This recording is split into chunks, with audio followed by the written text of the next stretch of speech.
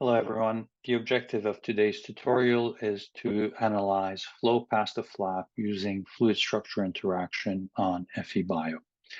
So the objective of this particular analysis is to examine this particular geometry that you see here. We're going to use SI units. This is the yellow part is the fluid domain. The orange part is the solid flap. We're going to prescribe a pressure upstream, which is pulsatile, and zero pressure downstream. And as the pressure increases, the flap is going to bend rightwards, and then it's going to recoil once the pressure goes back down to zero. So to analyze this, we're going to have to attach a mesh to the fluid domain, which is deformable. Therefore, we have to assign elastic properties to this mesh. Typically, the mesh in the fluid domain is given negligible elasticity and zero mass density, whereas the mesh and the flap is going to have the actual properties of the solid domain that we want.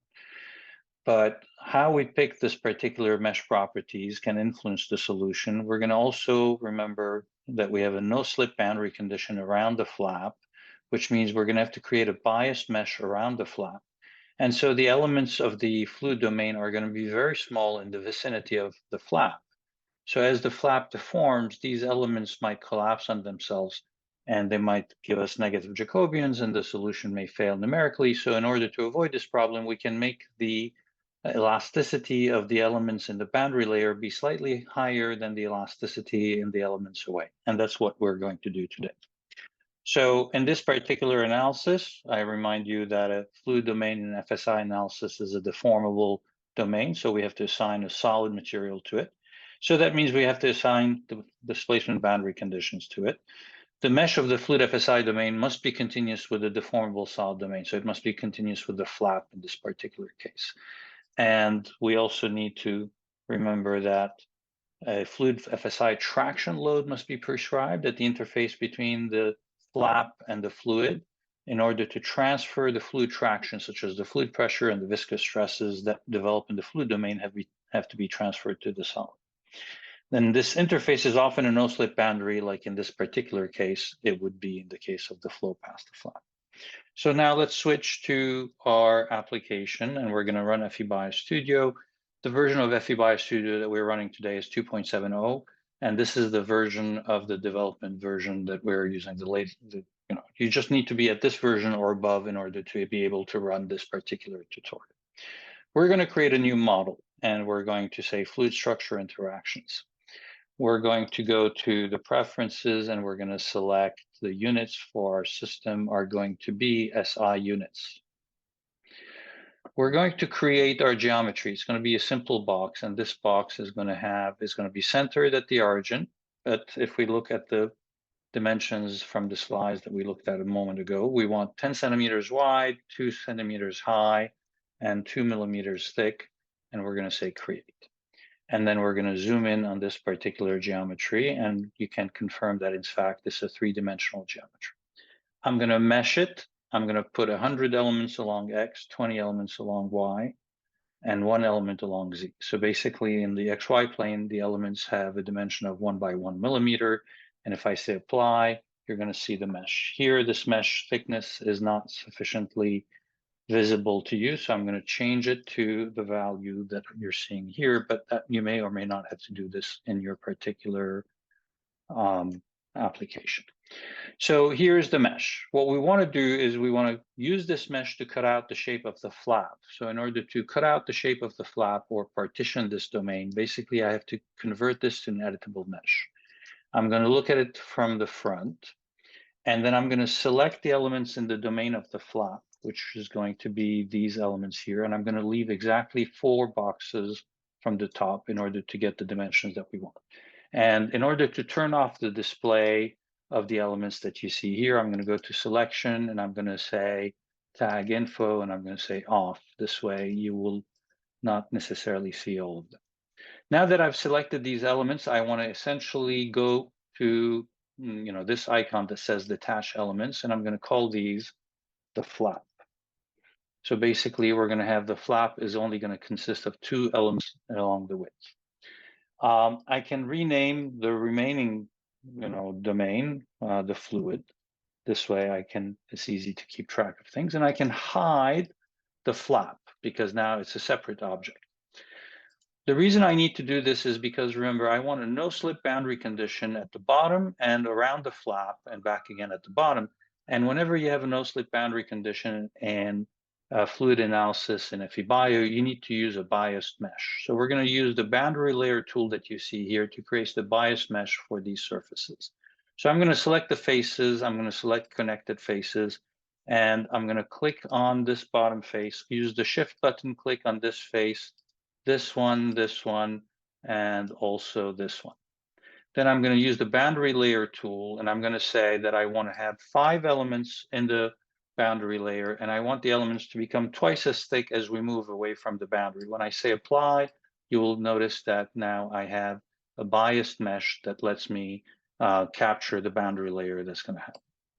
I also would like to have, because there's going to be a lot of distortion of the mesh as the flap moves rightwards, it doesn't hurt to have more elements in the vicinity of the top of the flap. So I'm going to select this boundary, even though this is not going to be a no-slip boundary. I'm going to create a boundary layer mesh here as well, and I'm going to use the exact same parameters.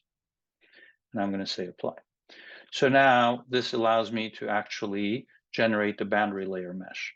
So I'm done generating the mesh for the fluid domain. Let me save this file, and I'm going to save it here, and I'm going to call it test2 because I have many other files named, already flow past flap. And basically what I'm going to do is I'm going to say, oh, but wait a minute, I need to make sure that the flap is attached. Remember, now it's 2 separate parts. I separated them so that I could easily create the biased mesh, but now I need to reattach these parts. So I'm going to use the shift key, select the second object, which is the flap. And this time I'm going to go back and merge the 2 objects with a well tolerance, which I'm going to pick to be very small because I'm using metric units in this particular problem. So now my mesh is complete. It is contiguous, even though it's partitioned, so it'll be easy for me to apply different material properties for each one of these domains. So now let's go ahead and determine how we're going to create the material properties. I need to have a material for the flap, and I need to have a material for the fluid. So I'm going to click on the material entry in the drop-down menu here, and I'm going to hit the right mouse button and say add material. And I'm going to look for the Neo-Hookean material because that's the kind of material that I want. And I'm going to name this material flap. So this flap is going to be a Neo-Hookean. I want it to have the same density as water, so it'll be 1,000 kilograms per cubic meter. And I want it to have a stiffness of 10 to the 5 Pascal, which is the same as 0.1 megapascal. And for example, a Poisson ratio of 0.3. Then I'm going to select the parts tool, and I'm going to select the flap itself, and I'm going to come down here, click on the plus sign, and you can see that this part has been added. Now, this part actually is the flap, so I can rename it flap, so it's easier to keep track of the part names, not just the object names, and I can name this the fluid. So I'm using the same name as the material names, like flap here and flap here, but that doesn't matter because FEBio will not worry about that. Okay, so I've created the solid domain for the flap. Now I need to create material for the fluid domain. This material, if I right-click, I say add material, should be a fluid-FSI material because it's going to be a fluid material that has a deformable mesh, so it has to be fluid-FSI. I'll call this the fluid material. Like we explained in the slides, there's got to be a solid mesh and a fluid mesh. Let's start, I'm sorry, there's going to be solid properties and fluid properties for the fluid-FSI mesh. So let's start with the fluid. I want the fluid to be an ordinary fluid, and I want the viscous part to be Newtonian. So I'll pick these properties.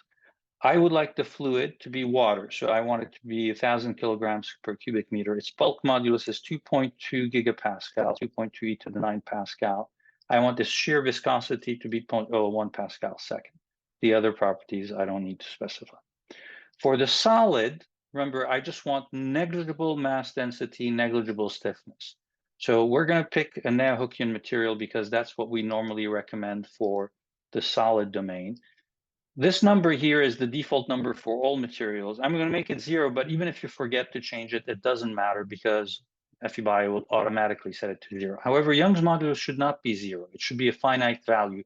Poisson's ratio should be 0.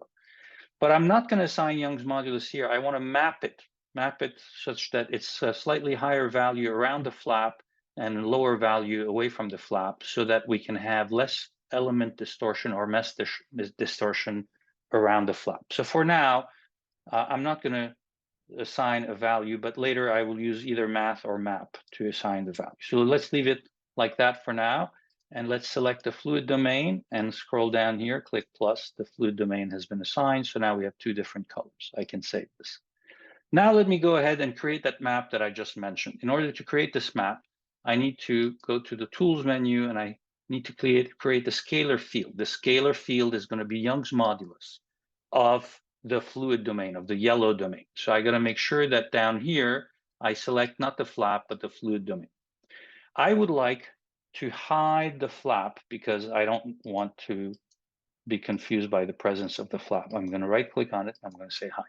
And then what I'm going to do is I'm going to select surfaces on the flap where I would like the modulus of the fluid domain in the vicinity of these surfaces to be equal to 1, a scale factor of 1. And I'm going to call this mapping EMAP.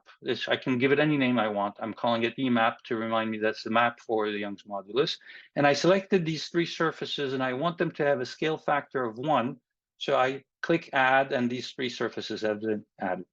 Away from the flap, meaning everywhere else, and remember, this is a two-dimensional analysis, so I can just pick essentially the outer boundaries. I would like the value of the map to have a scale factor of 0.01, so 100 times smaller, and I'm going to say add. So now what I'm going to do is I'm ready to create or generate the map, and these are some default values. If I say create, it says I must first select an object, so I got to make sure that this object is selected, then create, and then I wait for a couple of seconds, and it says data field successfully added. If I say OK now, you will notice that under name selections, in fact, a map has been created in the fluid domain. But it doesn't show you what the map looks like, so you have to go to the mesh inspector here. You click on it, and instead of the default element volume distribution, you select this newly created EMAP. And if you move this window away, you can see that the red region has a scale factor of 1 and the blue region has a scale factor of 0.01. That shows you how the map was generated. So I'm going to close this window, and then I'm ready to go back to the material description for the fluid-FSI domain. And now here for Young's modulus, I'm going to pick not map, because if I put map, then Young's modulus will be equal to 1 and 0.01 Pascal. I actually want to scale it down to 10 to the negative 9 times EMAP. So that means that in the vicinity of the flap, I want 10 to the negative 9 Pascal, but away, I want 10 to the negative 11. And that's going to be what I want. So that's what I'm going to do here. So I'm done now assigning all the material properties. What I'm going to do next is apply the boundary conditions. In a fluid FSI analysis, it's always a good idea to apply the boundary conditions in a systematic manner. In my mind, it's probably better to always start with the displacement boundary conditions, which should apply to the fluid FSI mesh and to the solid mesh, than to fluid boundary conditions that only apply to the fluid mesh. So I'm going to start with the solid boundary conditions. So I'm going to say the solid displacement on the front and the back face should be 0 in the z direction, in the direction normal to the faces. So what I'm going to do is I'm going to go to physics, and I'm going to say add nodal BC, but next time I'll use this keyboard shortcut. And I'm going to take a look here, and I'm going to say, aha, I want 0 displacement, and I only want 0 displacement along the z direction. So that takes care of the boundary conditions along z. On the left and right faces, I would like to have 0 displacements along the x direction. So that's going to be 0 displacement along the x direction. And on the top face, I want 0 displacement along the y direction. So once again, I'm going to have 0 displacement along the y direction. On the bottom face, however, I don't want the flap to move neither along x nor along y. And I don't want the mesh of the fluid to move in that direction. So I'm going to create another displacement boundary condition, but this time I'm going to fix both x and y at the bottom. I don't need to constrain z because z is already constrained on the front and back faces, and there's only one element through the thickness of this mesh. So that takes care of all the displacement boundary conditions, and I'm done with the displacement boundary conditions, so I can save these. Then the next thing I want to do is I want to apply the fluid boundary conditions, but only on the fluid domain. I'll start with the essential boundary conditions. What I want is no fluid flow normal to the 2D domain. So I'm going to pick the front and back faces of the fluid domain, and I'm going to say, zero fluid velocity down here along the Z direction. I also want on the left face, because I'm going to apply a pulsatile pressure in a moment. I haven't done it yet, but a pulsatile pressure on this left face. So on this left face, if I don't, prescribe any constraint on the fluid velocity, I'm going to get complicated behavior. So I'm going to, for now, arbitrarily, you may change that on your own, pick this face, and I'm going to say the fluid velocity in the Y direction will be 0. So the flow can only enter along the X direction. So I'll do that. I'll pick the essential boundary condition for this left face to say 0 fluid velocity in the Y direction. And then on the bottom faces, I want no slip boundary condition. I also want no slip boundary condition around the flap. So it's easier to see those if I hide the part that's called the flap. I'm going to hide it. So I'm going to select, I already selected the bottom two faces. I'm going to pick now the surfaces around the flap. And you notice I'm only selecting surfaces that belong to the fluid domain. And I'm going to now constrain the X and Y velocity components, which makes it a no slip boundary condition, X and Y. So now I am done selecting all the essential boundary conditions on the fluid, essential meaning the boundary conditions on the fluid velocity. What I want is 0 fluid pressure on the right. So I can apply the 0 fluid pressure by adding a surface BC, expand this, and you can see that the first one here at the top is to apply fluid pressure. And I'll call this the downstream to remind me that this is the downstream phase, and I want 0 Pascal. On the left, I want to do the same thing, but I want to prescribe a pulsatile fluid pressure. So the fluid pressure here, which is going to be upstream, is going to be pulsatile with a magnitude of, and this is just me having tried it before, and I'll tell you what the value is. I want a peak value of 500 Pascal. But this value, I want it to be pulsatile. So I have to come to the curve editor. And for this particular upstream fluid pressure, I want to create a new load curve. And this load curve here, I'm going to say OK. And I'm going to pick a convenient smooth step. Now, I want each cycle of pulsation to last for a second, but I want the pressure to rise and fall in half a second. So I'm going to add a point here, shift click, and then enter the values that you want, 0, 0. I want it to start at 0, 0. At time 0.25, I want it to go to 1. So 0.25, I want it to go to 1. And I can just zoom out. And this shape is produced by the fact that I selected smooth step. Then at time 0.5, I would like this, fluid pressure to drop back down to a scale factor of 0. And then I want the cycle to last for a whole second.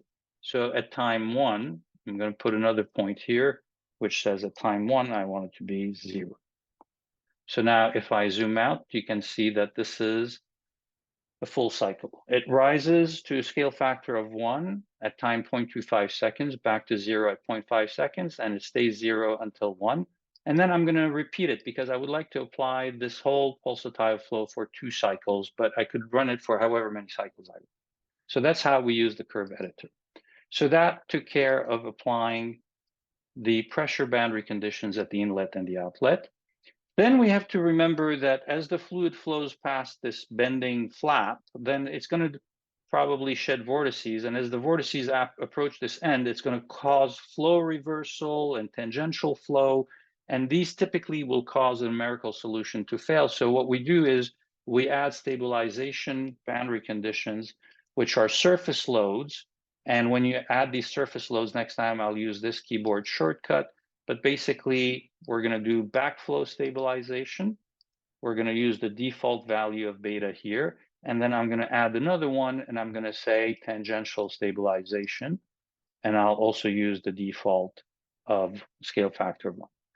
Unfortunately, as the flow is pulsatile, when you actually have the the flap is going to recoil at some point, and there could be some flow reversal towards the left end too. So that means that we also need to have backflow stabilization on the left end. But it doesn't make sense to also prescribe tangential stabilization because we already forced the fluid velocity to be along the x direction. We said the y component, or the tangential component of the fluid velocity, is 0. So it's already stabilized in the tangential direction. So on the left face, on the inlet, we only need backflow stabilization. So that's what we're going to do. Again, if you decide you don't want to constrain the flow, you need to prescribe both backflow stabilization and tangential stabilization on the left face, if you don't want to prescribe a 0 tangential velocity. And then the last thing we need to do is add this FSI traction, fluid FSI traction that I mentioned, between the fluid domain around the step and the step itself. So these three surfaces, we need to add a load. I'm going to use the keyboard shortcut for surface load, and that's going to be the fluid FSI traction. That'll make sure to transfer the pressure, the fluid pressure, and the viscous stresses to the flap. And then I'm going to save this, and then I can go back and make the flap visible now that I don't need to hide it anymore. So now I'm ready to add an analysis step, and by default, it's going to add an analysis step for fluid FSI because that's the module we're in. I'll say OK. So you can see here, step 1 is fluid FSI. I would like to run this analysis for 2 seconds because each cycle of pulsatile pressure is 1 second long. So I'm going to do 1,000 time steps, and each time step will have duration of 0.02 or 2 milliseconds. So that will give me a total of 2 seconds. And I got to make sure that maximum step size matches the step size that I want. And in order to make sure that, because the mesh will distort, and there will be times when the analysis is going to fail at a particular iteration, then it's going to rerun at a slightly shorter time increment. So if I turn aggressiveness on, that means that the time increment will be cut back by exactly a factor of 1/2, which is a more efficient way of getting the result. So now, the last thing that we need to do is the plot file has almost everything that we need, but we are going to add one more, which is going to be the fluid flux, which is the fluid velocity relative to the solid, but evaluated at the center of each element.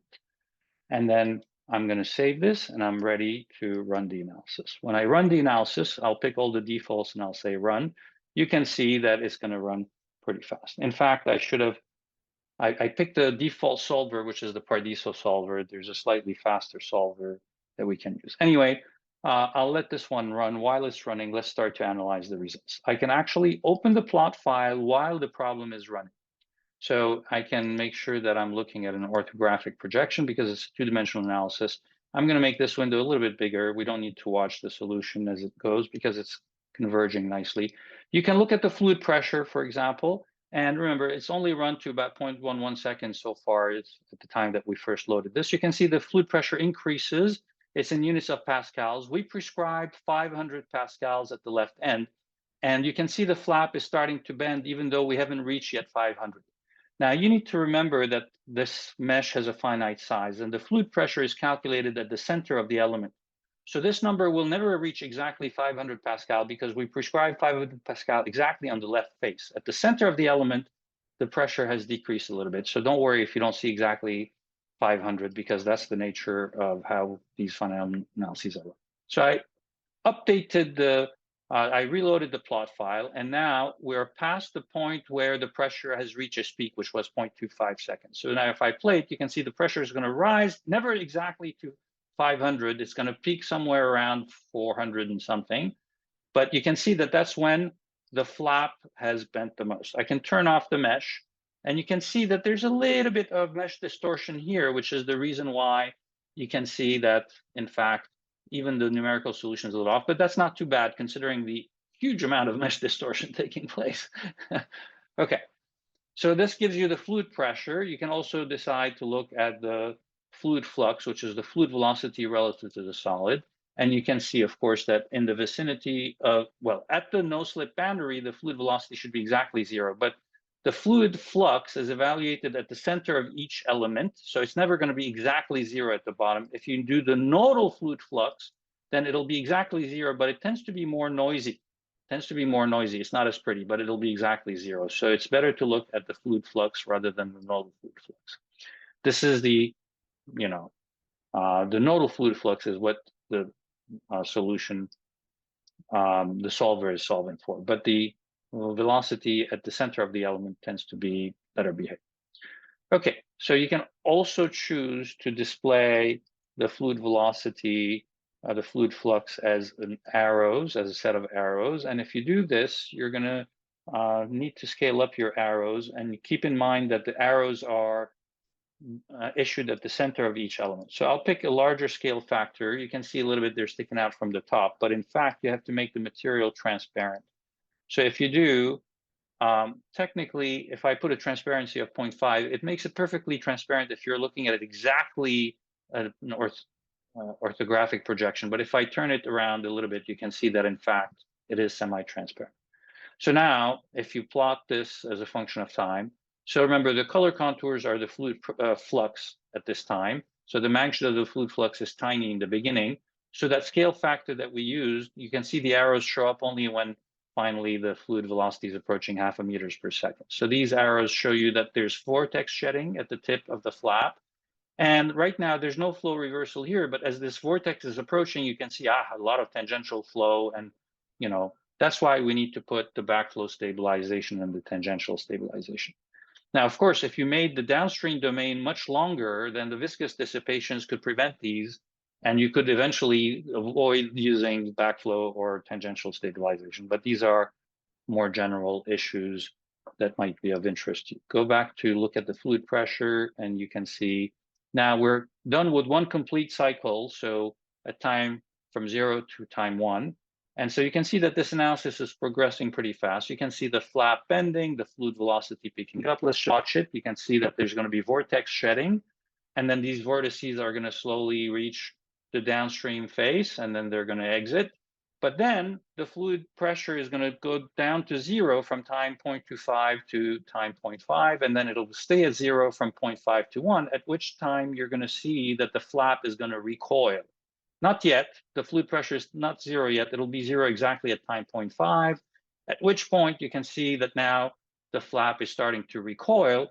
And when it recoils, you can see there's, in fact, a little bit of backflow here on the inlet face as well, which is why we needed to put the backflow stabilization. And you can see this is a dynamic problem. The flap happens to have the same mass density as the fluid. Anyway, we're running the analysis. It's almost done. I can upload, while it's displaying, I can upload, and then we can see that now we're up to time 1.47. Remember, we're going to run to time 2. So this is already the second cycle. So this is the end of the first cycle, is at time 1. Let me move this back here.